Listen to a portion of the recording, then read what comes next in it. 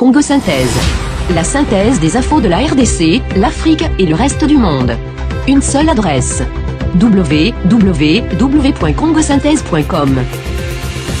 Qu'à cela ne tienne, s'il y a au moins ce sont les élections indirectes, là il n'y aura pas assez de temps qu'il va prendre pour connaître la vérité des urnes. Les Congolais ont encore besoin beaucoup plus de voter leur président de la République directement que leur faire représenter par les députés que nous ne faisons même pas confiance. Mais c'est bien d'aller seulement par voie indirecte, puisque là ça permet de réduire les coûts de déploiement des kits électoraux, des coûts des problèmes des observateurs internationaux. Pourquoi simplifier les choses? On vous a dit, les experts l'ont dit, le tout c'est d'abord la volonté politique. S'il y a la volonté politique d'organiser les élections, on les fera. Et si on ne veut pas organiser les élections, on va trouver des prétextes de tout genre, tout simplement pour des intérêts personnels égoïstes. Il y a une constitution qui régit le pays et si vous voulez qu'on revienne à un système comme celui-là, ça veut dire qu'il faut commencer par modifier la constitution. Vous connaissez vous-même ce que le peuple congolais attend aujourd'hui. Le peuple n'attend pas toutes ces choses liées à la constitution. Le peuple a besoin de la stabilité, il a besoin de la paix. Vous organisez les élections, le peuple est prêt pour aller aux élections. Un point près. La constitution, c'est le peuple qui a choisi la constitution.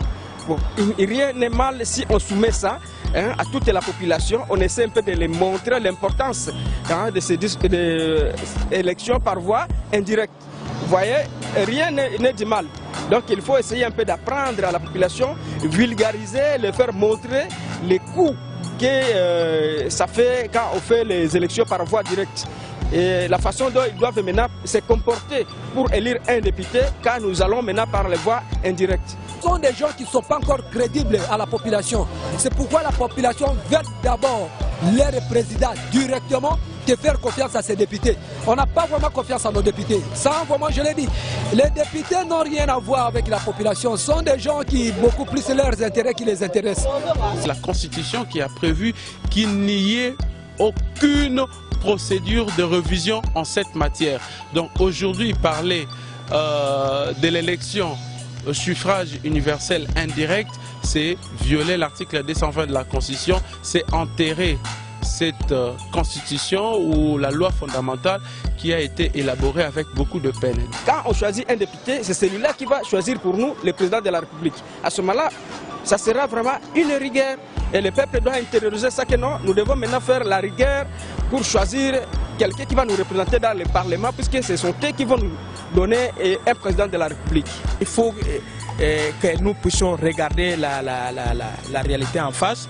Nous avons besoin d'une personnalité qui représente réellement la volonté de la majorité des Congolais. Donc pour ça, il nous faut maintenir l'actuel système et d'ailleurs il faut même revenir au système de 2 tours.